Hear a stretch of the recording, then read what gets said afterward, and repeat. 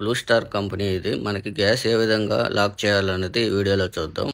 Gas lock చేసుకోవాలంటే ముందు వాటికి డమ్మీ నట్లయితే ఉంటాయి. డమ్మీ నట్లయితే ఓపెన్ చేసుకోవాలి. ఓపెన్ చేసుకున్నట్లయితే మనకి లోపల ఎల్కీ నెంబర్ ఉంటుంది. చూసుకొని ఆ నెంబర్ ఎంతో చూసి పెట్టుకోవాలి. ముందు రెండు కూడా మనకి లాక్ చేయాలంటే ఎల్కీ సెట్ అనేది ఖచ్చితంగా ఉండాలి. స్పానర్స్ అనేటివి ఉండాలి. అంటే డబుల్ స్పానర్ ఉండాలి. అడ్జస్టబుల్ స్పానర్ ఉంటే ఇంకా బెస్ట్. ఇండోర్ నుంచి అవుట్డోర్ కనెక్ట్ అయ్యేదానికి రెండు పైపులు ఉంటాయి. ఒకటి సన్నది, ఒకటి లావుది. సన్నది వచ్చేసి డిశ్చార్జ్ పైప్ అంటాం. లావుది వచ్చేసి సెక్షన్ పైప్ అంటాం. ఒకరువ ఫిట్టింగ్లో కొద్దిగా ఒత్తుకున్నట్టు వచ్చింది. మనం ఫ్లేరింగ్ చేసేటప్పుడు కట్ చేసి అయితే నీట్గా చేసుకుందాం. ఇది వచ్చేసి మనం ఇప్పుడు గ్యాస్ లాక్ చేసేస్తున్నాం. లాక్ చేయాలంటే మనకి సన్న పైపు నుంచి ఇండోర్లోకి వెళ్తుంది. మళ్ళీ ఇండోర్లో కూలింగ్ అంతా లోపలికి రూమ్లోకి వచ్చి మనకి లావ్ పైపు నుంచి అవుట్డోర్లోకి వస్తుంది. మనం పోయేది ముందు లాక్ చేయాలి. అంటే ఇండోర్లో పోయేది లాక్ చేయగలిగితే ఇండోర్లో ఉన్న గ్యాస్ అంతా లాక్కునేస్తుంది అవుట్డోర్లోకి. అప్పుడు మనం ఇంకొక నట్టు ఉంది కదా లావుది, అది కూడా లాక్ చేయాల్సి ఉంటుంది. ఎల్కీ చూసుకునేటప్పుడు ఎల్కీలు ఉంటాయి కదా, అవి చూసుకునేటప్పుడు రెండు ఒకే నెంబర్ ఉన్నాయా లేదా వేరు వేరుగా ఉన్నాయా చూసుకోవాలి. చాలా వరకు ఒకే నెంబర్ ఉంటాయి రెండు ఎల్కీలు. ముందు చూసుకోండి. ఒక్కొక్క కంపెనీ ఏంటంటే మామూలుగా ఈ మధ్యలో ఎవరైనా చేపించడం వల్ల అలా ఏంటంటే ఎల్కీలు మారుతూ ఉంటాయి. కొన్ని కంపెనీలు కూడా ఒక పెద్దదానికి పెద్దది, చిన్నదానికి చిన్నది అయితే వస్తూ ఉంటాయి. అవి చూసుకోండి. మళ్ళీ గ్యాస్ లాక్ చేసేటప్పుడు ఎత్తుక్కోకుండా. గ్యాస్ లాక్ చేయాలంటే ఇద్దరైతే ఖచ్చితంగా ఉండాలి. కింద ఒకరు ఉండాలి ఏసీ ఇండోర్ కాడ, మనకి బ్రేకర్ ఆపేదానికి. ఇంకొకరు పైన ఉండాలి లాక్ చేయడానికి. మనం గ్యాస్ కట్టేసిన వెంటనే అవుట్డోర్ అనేది ఆపేయాలి. అంటే బ్రేకర్ కానీ రిమోట్లో కానీ టక్కన ఆపేయాలి. ఈ ఎల్కీ నెంబర్ కానీ చూసుకున్నట్లయితే మనకి 5వ నెంబర్ ఇది ఎల్కీ అనేది.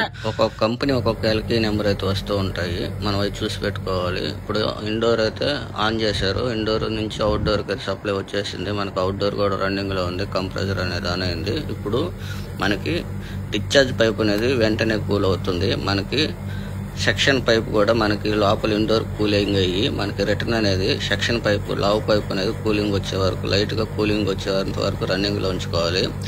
లేదంటే ముందుగా లాక్ చేసి పెట్టుకోవడం వల్ల ఏంటంటే దమ్మున కంప్రెసర్ ఆన్ అయినప్పుడు మనకి లీకేజ్లు లేదా పైపులు పగిలిపోయి లేదా కంప్రెసర్ పిస్టన్లు ఫెయిల్ అయిపోయే అవకాశాలు ఉంటాయి. కాబట్టి మనం కొద్దిగా ఒక మినిట్ అయినా రన్ కావాలి ఏసీ అనేది. డిశ్చార్జ్ అనేది ఎల్కీతో మనం లాక్ చేస్తున్నాం. లోపల వాల్ పిన్ అనేది ఉంటుంది అన్నట్లాగా, అది టైట్ చేసే కొద్దీ మనకి లాక్ అయిపోతుంది. మనకి ఇండోర్లోకి పోనీయకుండా గ్యాస్ అనేది లాక్ చేసేసాం కదా. ఇప్పుడు సెక్షన్ పైప్ అనేది కూడా లాక్ చేసుకోవాలి. సెక్షన్ అంటే మనకి ఎక్కువసేపు అయితే ఉంచకండి. 3 సెకండ్స్ 5 సెకండ్స్ మనం ఇది టైట్ చేసే లోపల లాగేసుకుంటుంది. చూడండి, నేను మామూలుగా టైం అయితే తీయలేదు, నార్మల్ టైట్ అయితే చేసుకుంటున్నాను. చేయగానే టక్కన ఆపేసుకోవాలి. వెంటనే ఆపేసుకుంటే మనకి పర్ఫెక్ట్ గా ఉంటుంది. సెక్షన్ డిశ్చార్జ్ అనేది లాక్ చేయగానే వెంటనే కంప్రెసర్ అనేది ఆపేసుకోవాలి. ఇండోర్లో అనేది బ్రేకర్ అయినా రిమోట్లో త్వరగా ఆకపోతే ఎంసీబీ అని టక్కన ఆపేటట్టు అనేది చూసుకోవాలి. ఇప్పుడు ఏంటంటే ఏసీ మనం తీసుకెళ్ళి ఏరే దగ్గర బిగించాలి కూడా తీసుకుపోయి. ఇప్పుడు పవర్ కార్డ్ కేబుల్స్ కూడా రిమూవ్ చేస్తూ ఉన్నాను నేను. ఇది non inverter air conditioner. Inverter model అయితే వైర్స్ అనేవి ఎక్కువ వస్తాయి. మనకి ఆ నట్లని లూజ్ కాకుండా నార్మల్ టైట్ అయితే చేసుకుంటున్నాను. మళ్ళీ ఆడని పడిపోతే ఎత్తుక్కోవాల్సి ఉంటుంది. కాబట్టి మనకి ఈ ప్లేరింగ్ నట్లు అనేది ఓపెన్ చేయాలంటే మనకి డబుల్ స్పానర్ అనేది వేసుకోవాలి. ఒకవేళ ఓవర్ టైట్ ఉన్నట్లయితే ఇరిగిపోయే అవకాశం ఉంటుంది. కింద ఆపోజిట్ లో స్పానర్ వేసుకోవాలి. అంటే నా చేతిలో ఫోన్ ఉంది కాబట్టి పక్కన పెట్టయితే ఓపెన్ చేసాను. పెద్దది చిన్నది అయితే నార్మల్ గానే వచ్చేసింది. నా స్పానర్ వేయకుండానే వచ్చేసింది. అంటే చిన్న పైప్ అనేది ఓవర్ టైట్ చేయరు. ఎందుకంటే ఇది డెన్సిటీ అనేది తక్కువ ఉంటుంది. ఒక్కోసారి ఇరిగిపోతాయి ఓవర్ టైట్ చేయడం వల్ల. అందుకని నార్మల్ టైట్ చేస్తారు. అంటే మనకి లీకేజ్ కాకుండా అంతవరకు టైట్ చేస్తారు. పెద్దది లావు ఉంటుంది కాబట్టి ఓవర్ టైట్ అయితే తొక్కుతారు. దానికోసం ఏంటంటే రెండు నట్లు అనేది సెక్షన్ డిశ్చార్జ్ పైప్స్ అనేవి రిమూవ్ చేసుకోవాలి. మన పక్కకి తీసేసుకోవాలి.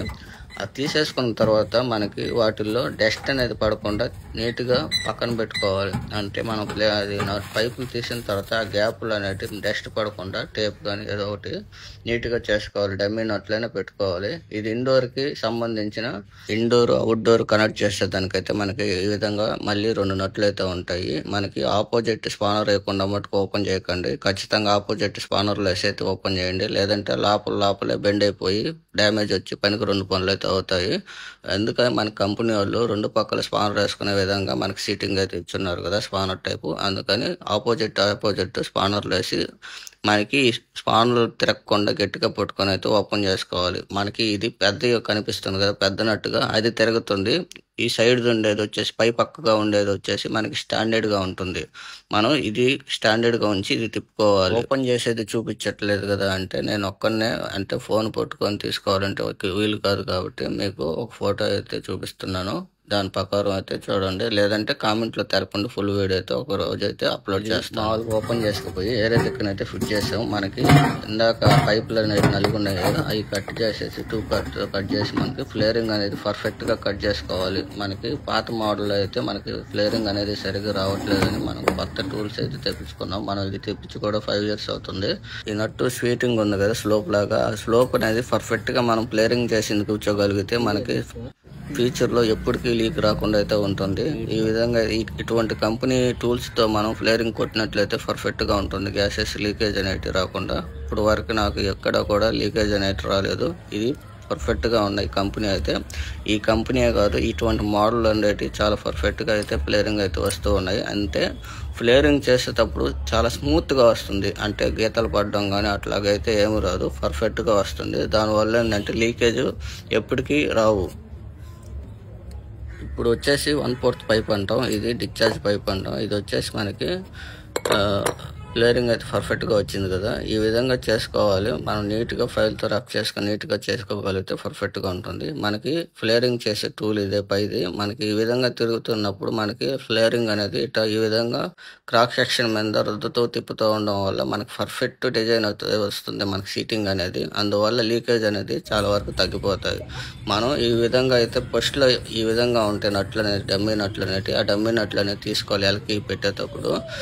మనకి టెఫ్లాన్ అనేది ఎండ తగిలే దగ్గర వేయకుండానే మంచిది. ఎందువల్లంటే ఫ్యూచర్‌లో లీకులు వచ్చే అవకాశాలు ఎక్కువగా ఉంటాయి. అంటే అది పాతది అడుగున ఉంది. నేనంటే మనకి టెఫ్లాన్ అనేది అడుగు పక్క అయితే తీయలేదు. అది పాతది.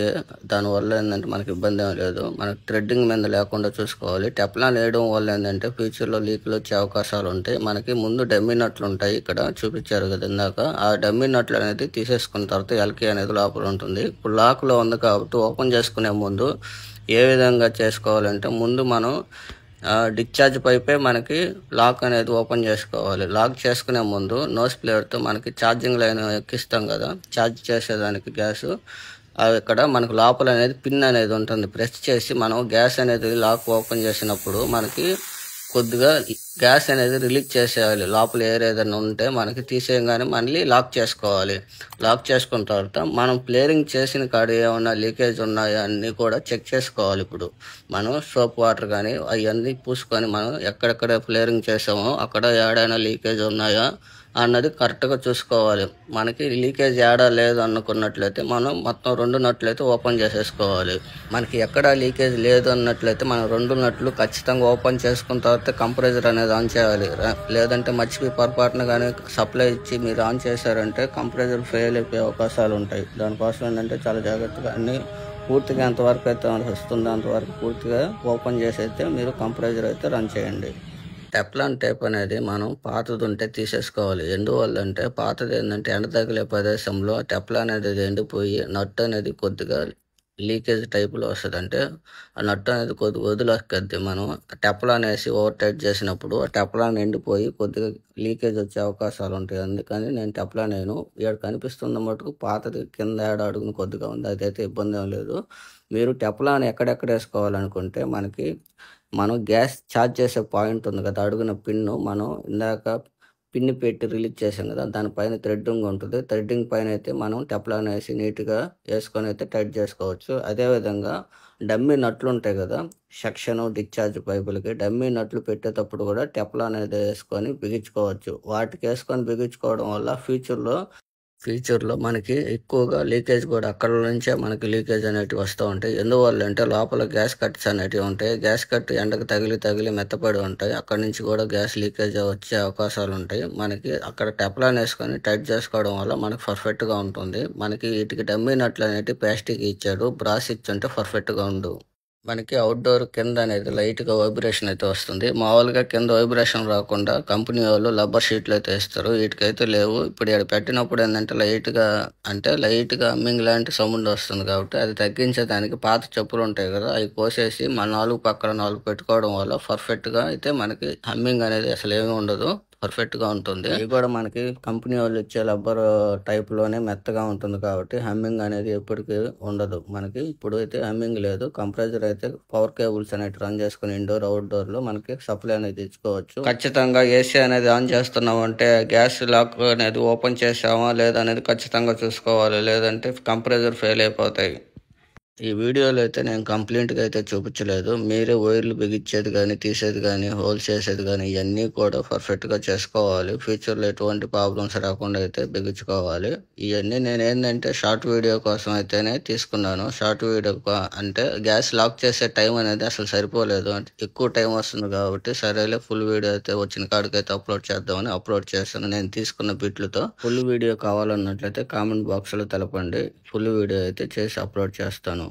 సో ఫ్రెండ్స్, మీరు ఇంతవరకు నా ఛానల్ని సబ్స్క్రైబ్ చేసుకోకపోతే సబ్స్క్రైబ్ చేసుకోండి. మీ ఫ్రెండ్స్ ఎవరైనా ఉంటే షేర్ చేయండి. ఈ వీడియో ఇంతవరకు చూసారంటే ఎంతో కొంత తెలుసుకున్నారు అనుకుంటున్నాను. పోతూ పోతూ ఒక లైక్ అయినా చేయొచ్చు కదా.